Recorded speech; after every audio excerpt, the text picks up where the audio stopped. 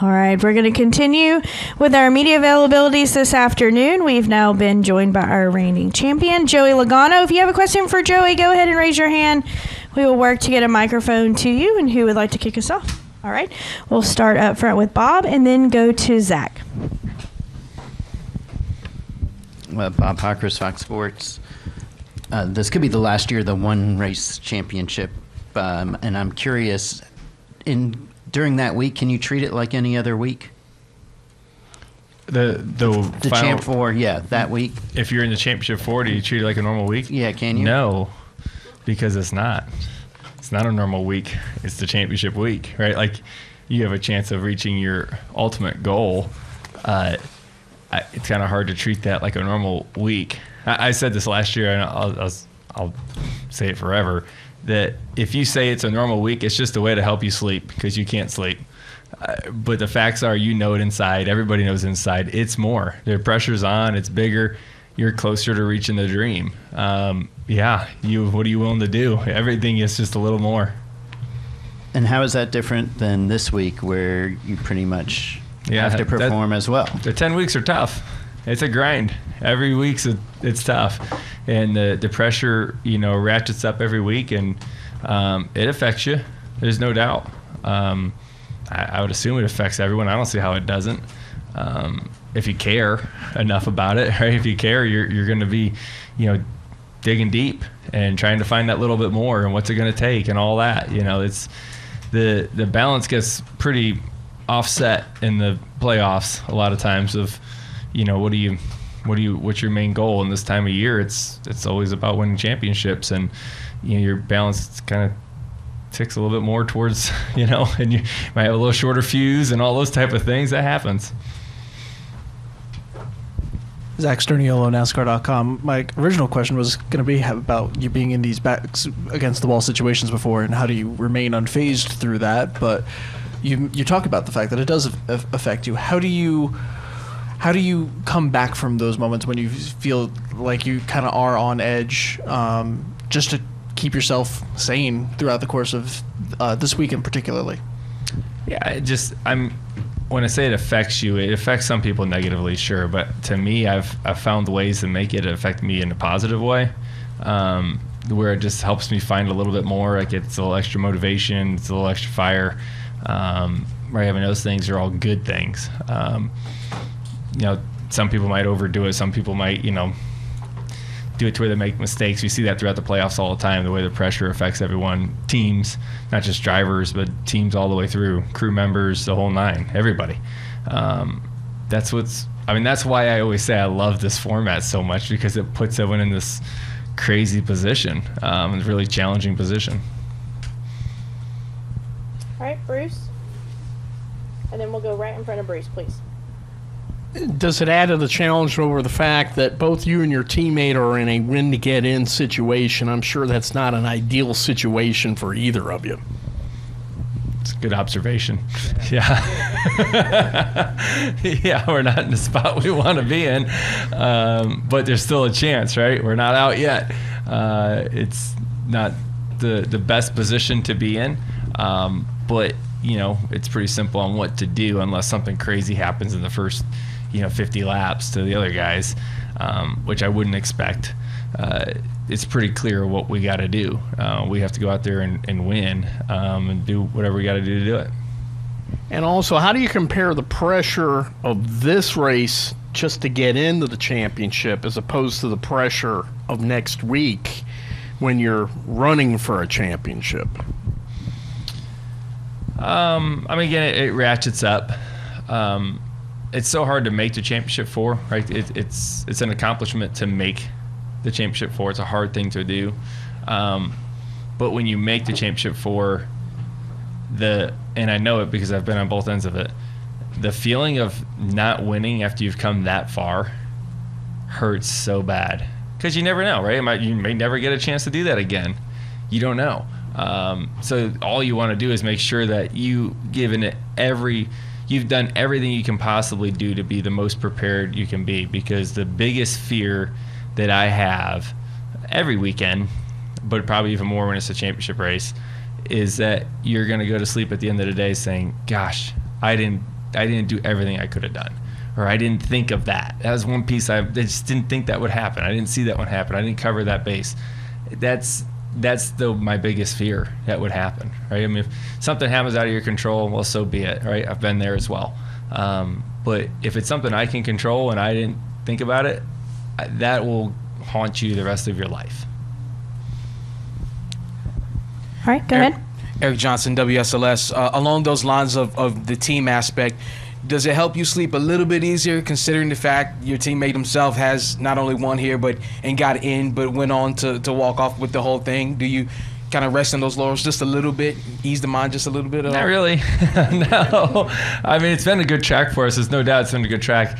I mean, I look at anybody in the position that we're in right now, those bottom 4 cars, everyone's got to win, and everyone has done it here. Right? That's the crazy part, is like everybody's good here. And that's what it is. I mean, you get to this round of the playoffs, like everybody's good, right? Like, I mean, that's what it's all about. That's what it's supposed to be. You get the most solid teams in the round of 8, and you know it's a heavyweight fight right to the end here. I mean, you got a bunch of dogs out there trying to make it happen. It's gonna be an exciting race. It's gonna be something to watch, that's for sure.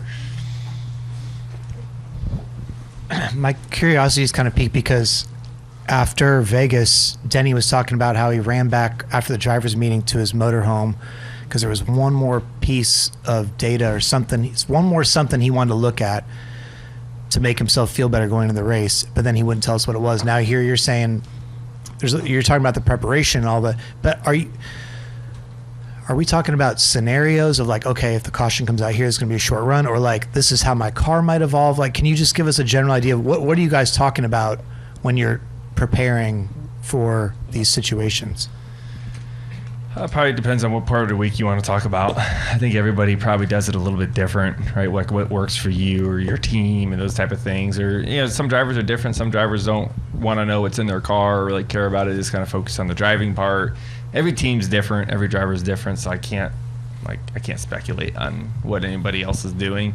You know, I know for me, I just want to know everything that's going on. That's why when you hear Coleman on the radio, he's constantly talking. A lot of drivers hate that. I love it, right? Like I want to know everything. So if you can imagine if that's how I am in the race, imagine what I'm like before the race. I just want to know everything that's going on. So, I mean, it's everything. So to answer your question, D, all the above. Yeah. Dustin Long, NBC Sports. Was there a situation in your career where you went to bed realizing you had, in your mind, you had not done everything in your mind, and that's kind of the foundation for this? Can you kind of, if that's the case, can you? Yeah, I think there's moments just in life that's like that, right? It doesn't have to be just in a race car or a race, right? I mean, there's times that you walk into a situation that you weren't prepared for, right? I mean, I think everyone can relate to that, right? Whether it's walking into a meeting or something that just went completely sideways that you didn't see coming because you didn't take the time to get ready. You know, those type of things. Yes, it's happened in races. It happens often, right? To where like that's why you get better at it, right? Because you're like, oh, geez, I didn't see that one coming. Next time I know, right? And you don't want to ever make the same mistake twice, but you also want to make sure that you've prepped in all the right areas. There are at least the areas that you think will come your way the most. So. Yeah, it happens a lot for me. It just does. I understand trying to analyze things happening in split seconds, but when you or anybody else talk about it's all on the line this weekend, you got to do everything you can. Those are a lot of big buzzwords that can mean a lot of different things, and we've seen some different actions on this track.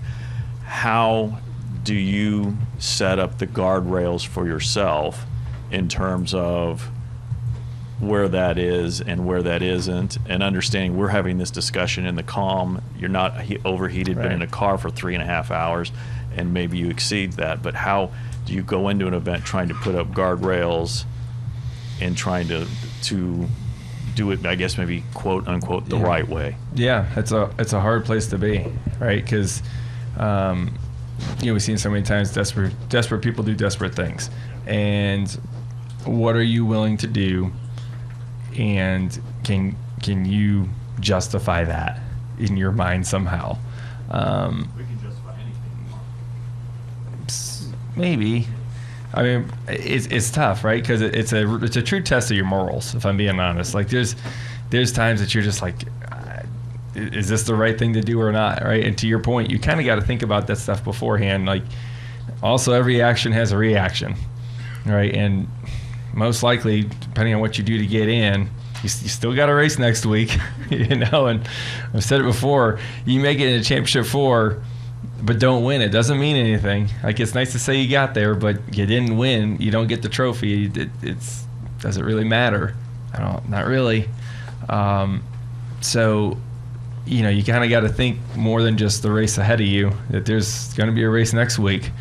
Same drivers will be out there, right? Same cars, like all those, like you kind of got to think about all that stuff. It's still a hard place to be, right? I mean, it's a very challenging place to put us.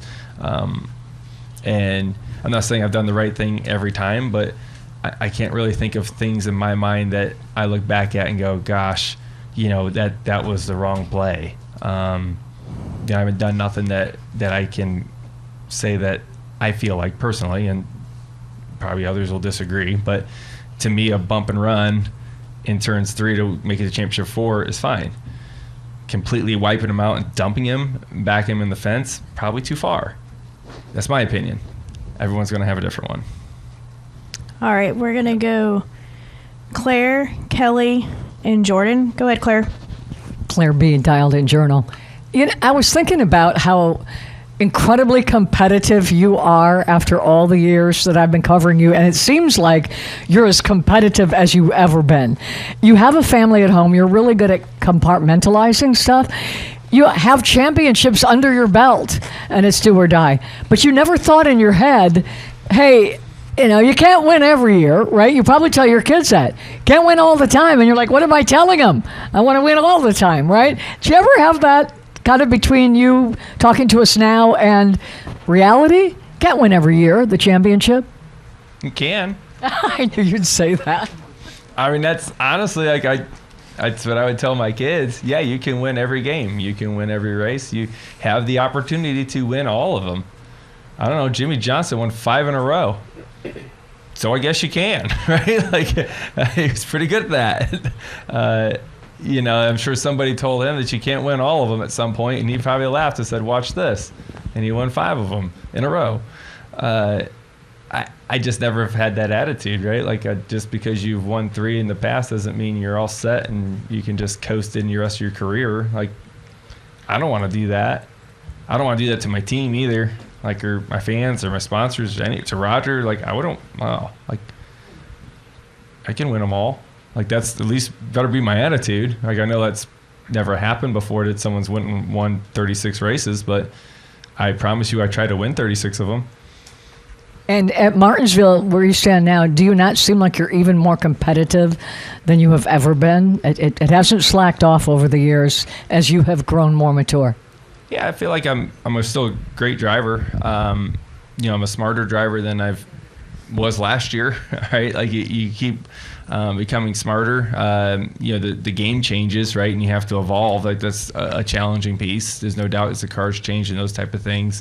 It's a challenge, but the more experience you have, the smarter you will be, right? You have to use that as an advantage, right? That's kind of what I have as an advantage at the moment over the majority now. So I've been doing it longer, and I've learned the hard way quite a few times. That's valuable. Go to Kelly. Kelly Crandall, Racer.com. 2 things, Joey. First, is the feeling coming here fighting from below the cut line or just to solidify a spot in the championship 4, is the feeling any different when you're the reigning champion and you want a chance to defend that title versus any other year? Or is it the same feeling coming here no matter what, trying to get in the championship 4? It's the same. It's the same, no different. My other question is, you said a minute ago about expecting like a heavyweight fight tomorrow and how competitive it is. The fact that coming into the playoffs, the narrative was, you know, Penske's won the last 3. Should we just pencil them into Phoenix? And, you know, then it became don't let them get to Phoenix. does that speak to how competitive this round has been, that both of you are in the position you're in, or does it speak to, just as you were talking about, how tough the playoffs overall are to even get to this point? Yeah, I mean, the playoffs are tough, right? And we're in this position that we're in because we didn't do good enough in the regular season. That's the bottom line, right? I mean, if we had, 30 plus more playoff points, which some had, we'd be sitting there saying, boy, we can point our way in, even with having a mediocre first 2 races of the round, right? Like, we'd still have a chance because all those races matter. But we didn't have a really good regular season, so now we're put in a spot to where we have to win.